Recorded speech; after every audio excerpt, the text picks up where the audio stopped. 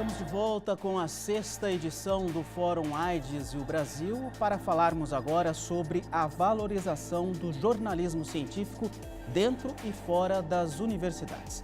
Este evento é promovido pela revista e Portal Imprensa em parceria com o Ministério da Saúde e a ESPM, Escola Superior de Propaganda e Marketing, com o apoio do UNAIDS. Neste segundo bloco, nossa conversa é com a jornalista Monique Oliveira, mestra em divulgação científica pela Unicamp e doutoranda em saúde pública pela USP. Tiago Minervino, jornalista graduado pela Universidade Anhembi Morumbi e autor do documentário Positivo. E Luane Caires, colaboradora do programa Oxigênio da Unicamp. É um prazer receber vocês nesse bloco. Vamos falar agora sobre a valorização do jornalismo científico e como essas informações atuam diretamente a serviço da comunidade. Inicialmente, eu gostaria que vocês comentassem um pouquinho aí sobre o jornalismo científico e a relação do trabalho que vocês fazem, não é? Nas universidades, vinculado às universidades. Começamos com você, Monique. Olha, o jornalismo científico, eu me formei em jornalismo e fiz também ciências sociais. Na época, a gente não tinha no jornalismo, a gente não tinha um direcionamento específico para o jornalismo científico.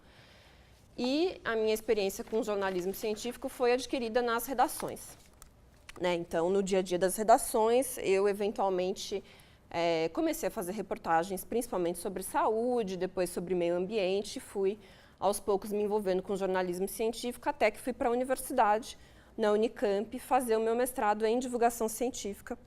E foi aí que eu adentrei um pouco mais nas peculiaridades da divulgação científica, né? Hoje, na universidade, a gente tem alguns cursos de especialização para o jornalismo científico, então a gente tem específico na Unicamp e também na UFSCar, um curso novo de divulgação científica. Nas universidades, a maioria das disciplinas elas são optativas, né? Então, você não tem, pelo menos o currículo, ele não abarca tão especificamente o jornalismo científico.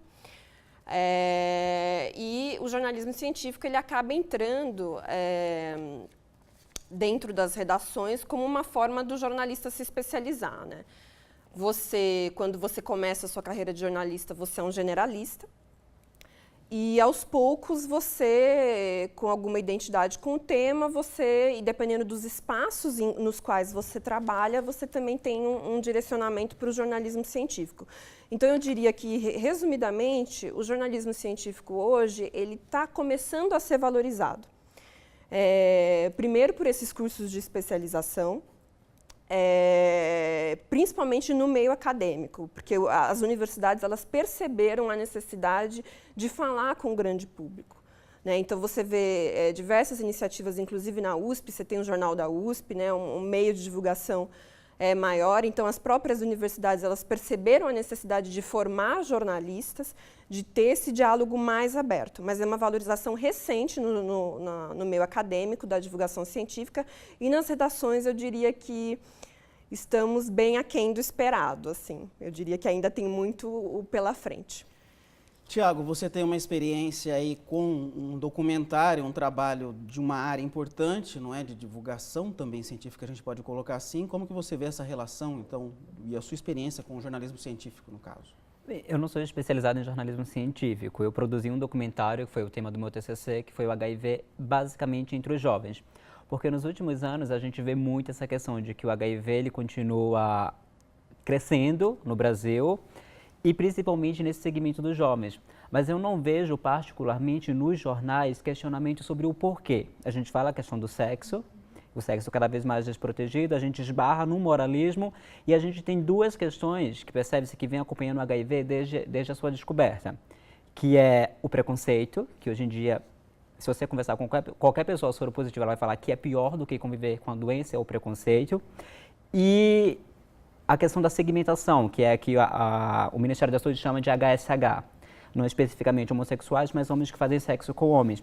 Mas eu não vejo, seja no jornalismo científico, seja nas grandes redações ou nas pequenas redações, enfim, questionamento sobre o porquê desse segmento continuar sendo o principal infectado, sendo considerado o principal grupo de risco.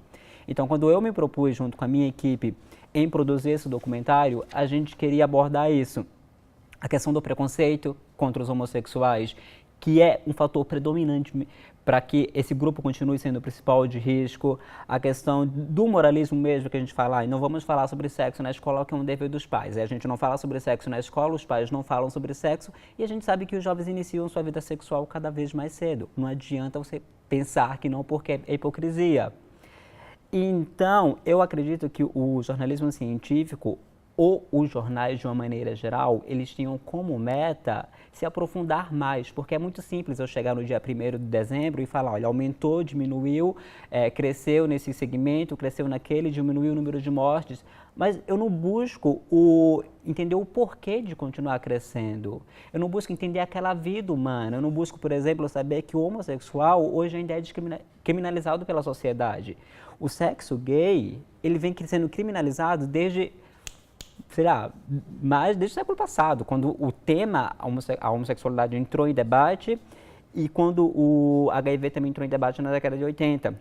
Então, o jornalismo, ele tem por premissa, eu acho que a necessidade, na verdade, de buscar compreender essas realidades, de investigar, de tentar quebrar esse tabu e normalizar através dos debates.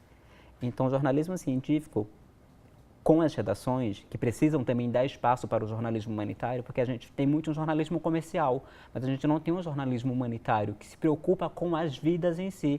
É só reportar a notícia, é reportar os casos, é reportar isso, aquilo, outro, mas não buscar a origem, tentar encontrar a raiz do problema para poder solucioná-lo. Luane, o jornalismo científico é uma área muito cara à Unicamp, não é? Sim, com certeza. Como a Monique falou, a Unicamp é uma das universidades, das poucas universidades no Brasil, que tem um curso específico de divulgação científica e de jornalismo científico, que é a especialização. E lá também existe essa valorização da divulgação jornalística das pesquisas feitas na universidade, porque, afinal de contas, é um dos papéis da universidade levar o conhecimento produzido lá para a sociedade de modo geral. Então, a Unicamp, sim, ela preza bastante por isso e preza, inclusive, por uma diversidade de formatos nesse jornalismo de ciência. Então, a Unicamp, ela tem o Jornal da Unicamp, tem a Rádio Unicamp, tem programas independentes de podcast, alguns programas de produção de vídeos também. Então, essa diversidade de formato e essa valorização de divulgar o que acontece dentro do campus para as pessoas que não estão lá, é muito importante e é uma iniciativa que deveria ser modelo também para várias outras universidades. Como a Monique falou, algumas outras têm essas iniciativas, como a USP, a UFSCar, a UFRJ, mas a gente ainda precisa melhorar muito. Continuando com você, eu queria que você falasse um pouquinho do programa Oxigênio, que é vinculado ao LabJOR, não é? Isso. O Oxigênio, ele é um programa de podcasts vinculado ao LabJOR, que é o Laboratório de Estudos Avançados em Jornalismo da Unicamp, e vinculado também à Rádio Unicamp, porque a gente tem um horário em que o podcast é disponibilizado na rádio. O Oxigênio, ele é coordenado por uma das professoras do LabJOR, a professora Simone, mas a equipe de jornalismo ela é formada basicamente por alunos que passaram pela especialização ou que estão no mestrado em divulgação científica.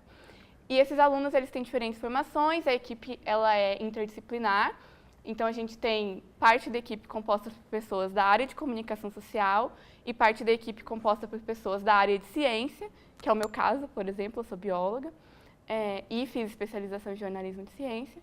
E a gente tenta juntar, né, a força dessa equipe multidisciplinar para tentar abordar diferentes temas e diferentes perspectivas, trazendo também um pouco dos aspectos científicos que são mais duros, digamos assim, associando isso com a abordagem jornalística que tenta amenizar a linguagem para falar desses assuntos.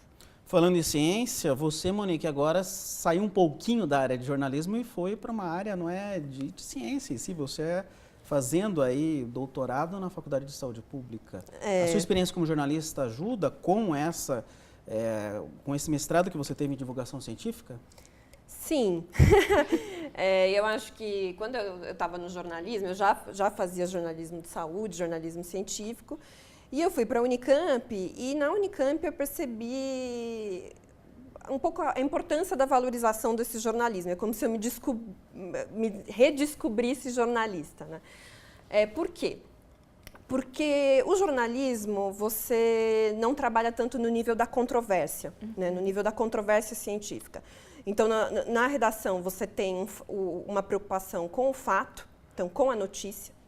E como o nosso colega mencionou aqui, você tem, então, assim, vamos divulgar o fato, vamos divulgar a notícia, vamos divulgar os números, por exemplo, relacionados ao HIV.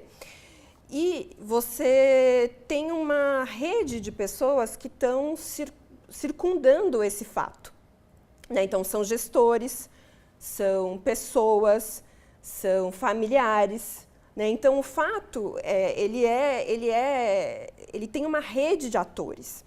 E quando eu fui fazer o meu mestrado em divulgação científica, eu percebi a necessidade de você abranger esses atores. A necessidade de fazer com que o fato científico ele saísse do campo só do protagonismo do cientista e do número ou do estudo científico e abrangesse os atores que estão circundando. Eu lembro de fazer uma matéria enquanto eu estava na Folha de São Paulo, e fazendo uma matéria enquanto eu estava no mestrado, que era sobre o Truvada, que é aquele medicamento que tinha chegado para a prevenção de HIV, né? O Ministério da Saúde estava começando a adotar. E eu lembro que, na época, tinha sido primeiro adotado para a população HSH. A sugestão da pauta foi sua, só por curiosidade? Não, foi minha na época. Assim, tinha um fato e eu peguei e falei assim, então vamos tentar falar com as pessoas, né? Vamos tentar falar, então, ao invés de só colocar o que o Ministério da Saúde está fazendo, vamos falar com as pessoas como que elas acham da prioridade desse medicamento ser para essa população, como elas veem o retorno desse debate. E eu lembro de ser uma matéria tentando abranger esses atores, tentando abranger o gestor, tentando abranger as pessoas que iam ser afetadas, tentando abranger as ONGs. Então, tentando fazer uma reportagem que você fosse para além do fato científico e abrangesse os demais atores envolvidos naquilo. Então, eu acho que o jornalismo ele tem a função. O colega no outro bloco estava falando de retomar para si essa tarefa da narrativa da contemporaneidade. E a narrativa da contemporaneidade envolve você conseguir entender a complexidade e a controvérsia do fato, né? Então, o jornalista ele tem que se colocar num papel que não é o papel só daquele que reporta, mas daquele que articula diversas visões de mundo. Bom, só lembrando que você pode participar, mande sua pergunta pelo WhatsApp do Portal Imprensa 11 98204 0002. 98204 0002. Voltando com o Tiago, eu falei da sugestão de pauta, não é? Você fez uma sugestão de pauta simplesmente para o seu TCC, que foi justamente a questão do HIV, o documentário positivo. Você fez com outros estudantes lá da Universidade Anhembi Morumbi. O que vocês apresentaram, Tiago, com esse trabalho, com a produção desse documentário? O que vocês aprenderam, não é? E como foi aí a realização desse tema, que é sempre desafiador, não é? A Monique acabou de falar que assim, o papel do jornalista não é apenas reportar, mas quando você está produzindo a matéria, você tentar vivenciar aquela realidade, você tentar buscar compreender como é a realidade da sua fonte, digamos assim. Já que em jornalismo a gente trabalha muito com o termo fonte. Então, quando a gente estava produzindo o documentário sobre jovens que vivem com a sua sorologia positiva, a gente buscou vivenciar a realidade daqueles jovens, ou seja, desde a convivência com a família, ao seu dia a dia, passando por ONGs, a gente foi no Pela Vida, que é uma das ONGs mais importantes do tema no Brasil, e buscar vivenciar essa realidade para saber assim, aquela pessoa é um vírus ambulante ou ela é um ser humano como eu, como você, como qualquer outro, entendeu? É porque a gente acha muito a questão do estigma, eu volto a dizer, é mais difícil hoje você viver com o preconceito do estigma sobre HIV do que você conviver com a doença, porque a doença ela é tratável, ela é curável e falta ser abordado isso. Então, vivendo essa realidade desses jovens, dessas pessoas que vivem com a sua sorologia positiva, eu percebo que não tem nada diferente da minha, da dela, no que eu falo na realidade do dia a dia. São os problemas financeiros, são os problemas da sociedade e aquilo outro. Então, quando a gente vive isso, quando a gente normaliza isso, entendeu? Não estou dizendo que é normal você transar sem camisinha e você contrair o HIV, mas é normal você saber que essa pessoa que vive com o vírus, ela tem sentimentos também, entendeu?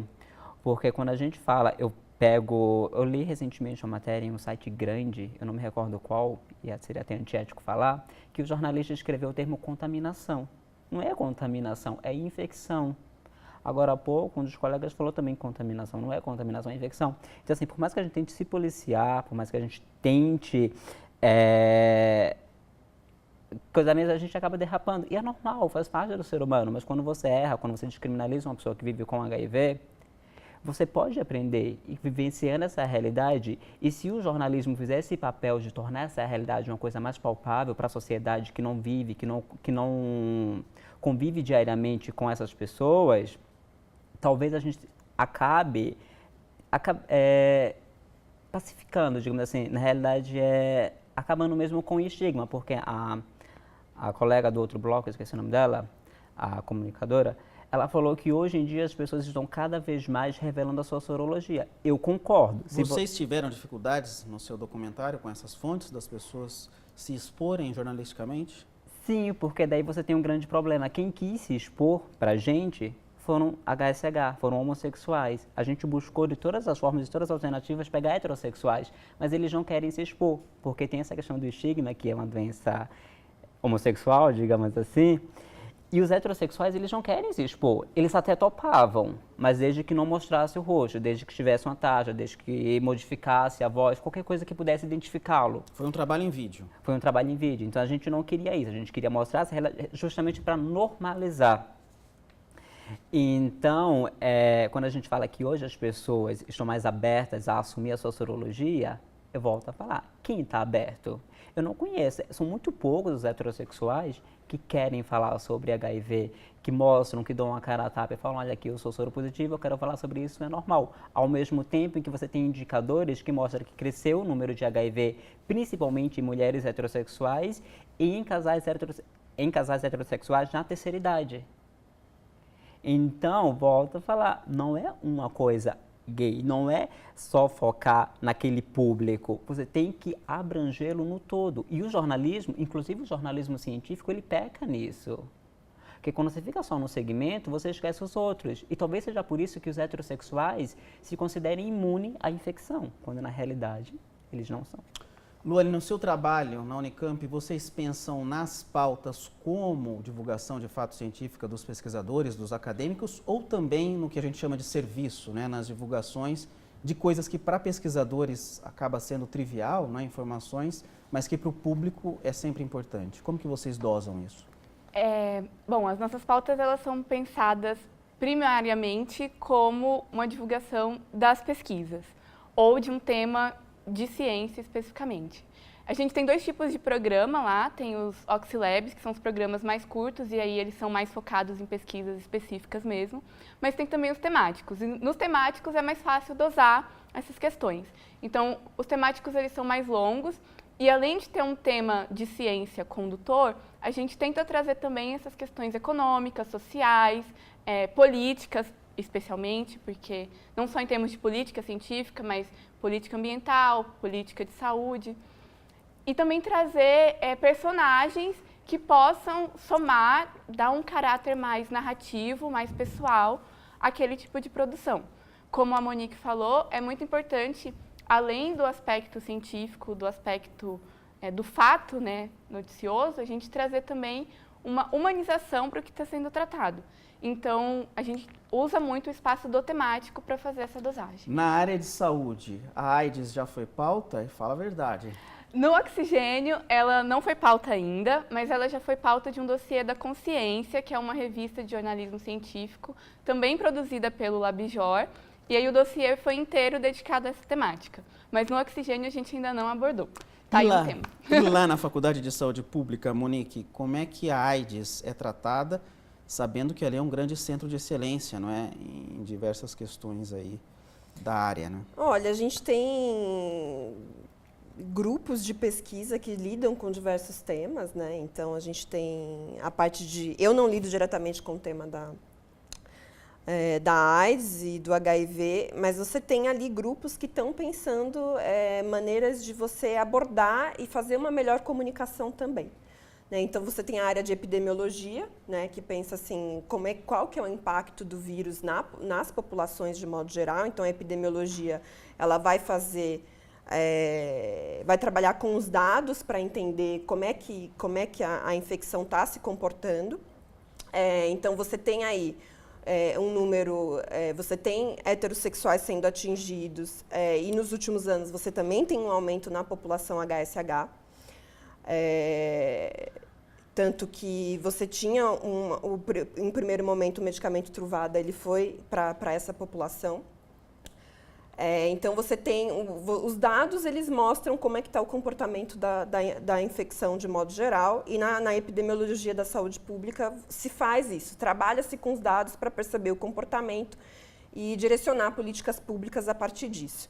Você também tem a área de gestão e práticas de saúde pública, também vai entender a AIDS nesse contexto mais de gestão, né? Então, como é que vão ser feitas as políticas públicas a partir dos dados que são coletados nas populações. E você tem também linhas de pesquisa de todo tipo, né?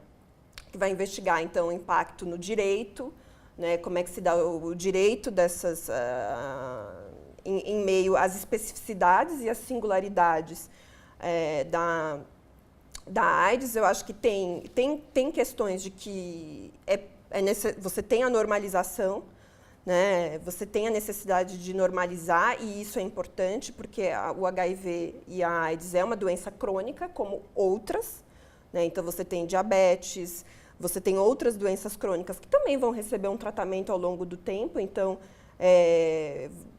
tem essa necessidade também de normalizar, porque é uma doença crônica como outras, mas você também tem as especificidades, que ou são especificidades colocadas culturalmente, ou são especificidades da própria característica da infecção. Mas são coisas que se misturam, mas possuem essas singularidades. Então, entender as singularidades em meio aos espaços de contato com outras doenças, né? Então, não transformar as singularidades em estigmas, mas fazer dessas singularidades uma melhor maneira de comunicar e de melhor se dirigir a essas populações, mas não transformar a singularidade numa maneira de apartar essas populações. No seu documentário audiovisual, Tiago, isso mudou o seu olhar a partir da forma como a Monique falou bastante aqui em detalhes, singularidades, isso muda, e você mesmo citou um detalhe importante das terminologias adequadas jornalisticamente. Depois do seu documentário, que você mergulhou nesse universo, você lê a imprensa com outros olhos? Você tem essa visão mais crítica? Olha, o tema HIV, ele nunca foi um tema distante de mim, digamos assim, porque eu tenho amigos que são soropositivos e porque eu sou membro militante da comunidade LGBT. Então, como eu já falei, o HIV ele está, infelizmente, ainda atrelado à comunidade LGBT como um todo. Então, essas terminologias, elas foram naturais para mim, porque esse estigma foi um tabu a ser quebrado dentro da comunidade LGBT mesmo. Jornalisticamente falando, eu acho que a imprensa ela ainda derrapa. Embora ela trate isso muito pontualmente, mas voltando à questão do jornalismo científico, eu acho que hoje, quando a gente fala em normalizar, a gente sabe que não tem a cura ainda. Então, talvez disseminar as formas de prevenção combinada seja uma coisa que o jornalismo brasileiro precise fazer. E quando a gente fala em prevenção combinada, a gente tem o uso da camisinha, que é o mais conhecido, mas a gente tem a PEP, que as pessoas não têm conhecimento da PEP, que é a profilaxia pós-exposição, ou seja, você entrou em contato com o vírus HIV ou você acha que você entrou em contato, você pode fazer um exame, em caso de negativo, você inicia um tratamento com o mesmo tomado pela pessoa soropositiva. E isso, até hoje, eu acho que não foi comprovado nenhum caso de pessoa que seguiu a risca e contraiu o vírus. A gente tem o Truvada, como ela falou, que é uma coisa recente no Brasil e que ainda está sendo distribuído para grupos segmentados, como HSH, profissionais do sexo, enfim. Mas que o Ministério da Saúde liberou recentemente dados de que, acho que 50% só do estoque está sendo usado. Ou seja, porque ou as pessoas não têm conhecimento de que tem essa tecnologia disponível, ou elas realmente não querem fazer uso, mas eu prefiro acreditar que elas não têm conhecimento. E, ao mesmo tempo, uma coisa que eu acho que é super falta abordar, seja o jornalismo científico, seja o jornalismo de redação televisivo, ou a própria mídia, a mídia que eu falo, são questões de novelas, porque é um dos produtos mais consumidos no Brasil. Aliás, é o produto midiático mais consumido no Brasil e contribui para essa normalização, é a questão das relações soro-discordantes. Eu não vejo as pessoas falando sobre relações soro-discordantes, eu não vejo jornalistas falando sobre relações soro-discordantes, que seria o quê? Uma pessoa que convive com o vírus e a outra não. Hoje em dia cresceu assim muito. No meu documentário tinham casais soro-discordantes, tinham histórias de casais soro-discordantes em que eles estão casados aí ou namoram há muito tempo e o soro negativo não contraiu o vírus, porque eles fazem o uso da prevenção combinada, inclusive o tratamento é um tipo de prevenção. Porque uma pessoa soropositiva que faz o tratamento, ela fica indetectável. E as pessoas soronegativas, eu diria que 75% não sabem o que é um soropositivo indetectável, que não transmite o vírus. E você tem aí estudos robustos da medicina internacional que comprovam. Então, talvez não, falta ao jornalismo geral e ao científico se debruçar mais sobre essas questões da prevenção combinada e normalizar as relações soro-discordantes através de conhecimentos prévios de que é possível, sim. Então, nós, enquanto jornalistas ou pesquisadores, temos esse papel de contribuir na sociedade dessa forma. Luane, tudo que o Tiago falou, as pessoas hoje, sejam portadoras do HIV ou qualquer outra aí, enfermidade, enfim, as pessoas têm muita informação na internet, as pessoas procuram, a família procura, os amigos procuram, há uma circulação de informação muito grande pela internet. Como que você vê essa relação no jornalismo científico com os pesquisadores de fato, buscando progredir com a ciência e as pessoas, o público, por outro lado, cobrando essas informações? Eles são um pouco refratários, enquanto eles estão ali no laboratório, ali, eles não querem atender a imprensa. Como é que você percebe essa relação também como pesquisadora? Existe de fato uma certa resistência de parte da comunidade de pesquisadores em relação ao contato com a imprensa, mas isso tem melhorado muito recentemente. Os pesquisadores têm percebido cada vez mais a importância de se comunicar com a imprensa, de se comunicar com a sociedade e o papel que os jornalistas desempenham nessa mediação. Então, a gente tem avançado bastante nesse aspecto. Entre os motivos que os pesquisadores alegam para essa resistência, existe um descompasso entre o tempo jornalístico e o tempo da pesquisa, porque os meus colegas aqui podem dizer que o tempo jornalístico ele é um tempo muito rápido, enquanto que na pesquisa as coisas andam um pouco mais devagar. E uma certa preocupação também em como a informação daquela pesquisa vai ser veiculada para não acabar criando uma ilusão que não reflete de fato os resultados. Como que a gente pode trabalhar isso? Eu acredito que investindo na formação de pessoas na área de jornalismo de ciência, porque elas entendam também um pouco sobre como se dá a construção do conhecimento científico, não só a parte da comunicação social, e também trabalhando com os próprios pesquisadores algumas habilidades de comunicação e incentivando nos institutos de pesquisa e nas universidades formas de mediar esse contato com a mídia, seja por secretarias de comunicação ou seja pelos próprios pesquisadores retornando o contato da mídia, sendo incentivados a isso. Então, existe uma resistência, mas que está sendo cada vez menor, principalmente pelo papel que as próprias universidades, com seus cursos de jornalismo e de divulgação, têm desempenhado. Para acompanhar o programa Oxigênio, de forma rápida, aí no site da Unicamp, onde achar lá rapidamente? A gente tem um site, www.oxigênio.consciência.com.br e a gente também está nas redes sociais, vocês podem encontrar no Facebook, que é Oxigênio Notícias, tudo junto, sem acento, ou no Twitter, o @oxigênio_news. E o seu documentário, Tiago, está online? Está disponível no YouTube, só pesquisar um documentário feito com muito carinho para retratar essa realidade. E mais do que falar sobre o HIV, é normalizar a vivência da pessoa soropositiva. Então a gente buscou esse olhar delicado, a gente, claro, fala sobre como lidar com o HIV, quando você descobre, principalmente assim, tão jovem. Tem a história de um menino que contraiu com 15 anos em sua primeira relação. E esse é o olhar humanitário. Eu acredito muito no jornalismo humanitário. Eu acredito muito no jornalismo como uma fonte de informação séria, capaz de enfrentar esses males, inclusive o estigma da AIDS. Só procurar no YouTube Positivo? Positivo. E você, Monique, o tema da sua pesquisa de doutorado, qual é? Eu estou fazendo sobre o Zika, então estou analisando todas as controvérsias científicas que se deram no momento da da emergência do vírus e da síndrome congênita, né, das anomalias, e eu estou fazendo essa matéria. Eu tenho um site, moniqueoliveira.com, quem quiser acessar meu mestrado, meu doutorado e as reportagens que eu já fiz, só acessar. Eu agradeço então a participação de Monique Oliveira, Tiago Minervino e Luane Caires. Para vocês que nos acompanham ao vivo pelo Portal Imprensa, nós vamos fazer agora um breve intervalo antes agora do próximo debate. Continue online, acompanhe os vídeos relacionados aqui ao nosso tema. Obrigado, até já.